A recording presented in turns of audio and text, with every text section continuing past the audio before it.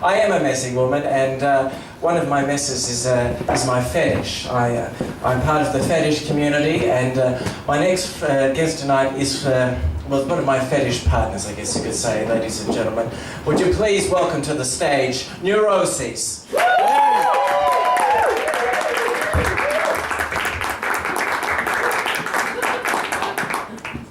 Hi, I'm Neuroses, and I have the stage now. Anyway, I'm here to talk to you about someone. I'm going to talk about my mother. Now, I love my mother very much, a wonderful, supportive person. Used to let me lick the wooden spoon and everything. She said sometimes I did that too much. She told me to calm down. Sometimes she hadn't even done any cooking. Anyway. We bonded a lot during my upbringing, and there's a particular tale I'd like to share with you this evening. I was just a boy.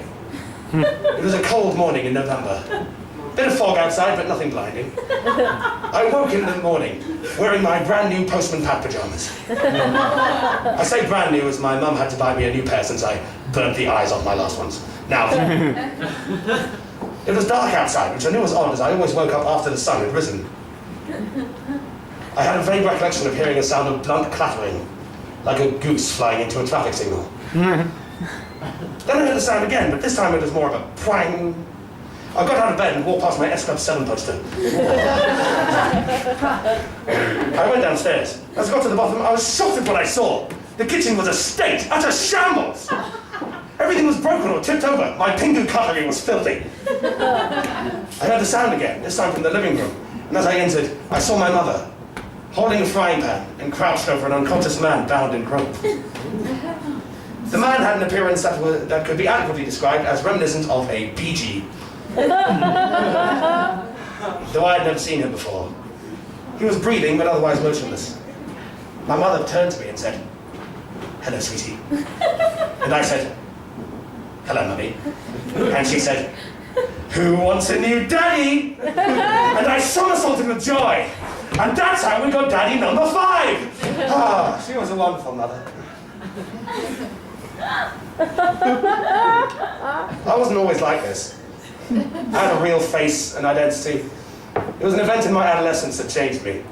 A time when you don't want to be treated as a child anymore, but no one's treating you as an adult either. Just a confused mess of maturity. Which I theorize is why young people like animated pornography so much. Anyway. It was the night of my secondary school prom. It wasn't mandatory, but my friends and I went along with it. The assembly hall was close to full. I had a crush on a girl named Karen, who was accompanied by a boy called Chris. I never met him before, but I hated his guts anyway. I'll tell you this.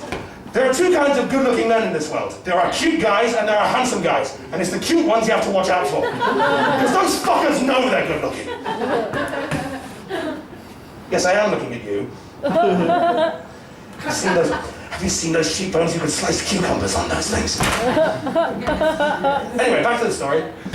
My friend Steve snuck in a hip flask full of vodka. A small group of us drank it in a toilet cubicle. I saw myself as the funny one, and I tried to make them laugh, tell jokes. I get the odd chuckle, but I soon vomited from a combination of vodka and disappointment. I'm sure we can all relate to that. Now, I remember around this time there was a certain trend for retro. They called it that, but the word they were looking for was 90s. A certain song came on. Never Had a Dream Come True by S Club 7. Not bad for 90s pop, I suppose. I enjoyed the first chorus and I swayed around the dance floor filled with a mild affection, puffing little moves that could have been choreographed by a fish on land. And then it happened! It was a gradual realization dawning on me like a first pube. As I looked around, everybody was paired up, gazing into each other's eyes, mouthing the words, "I love you." Gosh, how daring.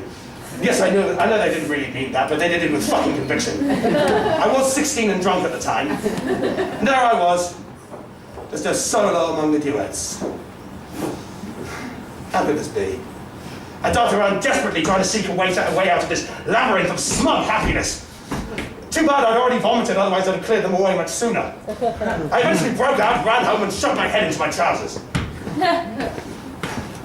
To this day, whenever I hear that song, it all comes rushing back.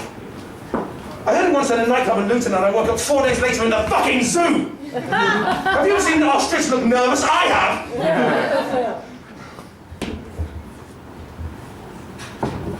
My adolescence was not one worth envying. There's no use looking back or wondering.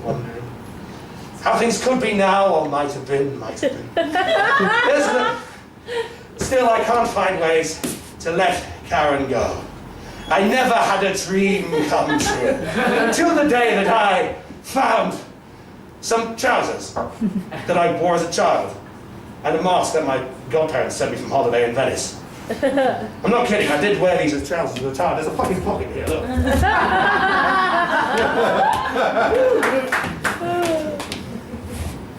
But now I'm a practicing stand-up comic. And I've made you laugh. This is what I've wanted for years. Who says that dreams don't come true? Yes, that's right, S Club 7! Those bastards!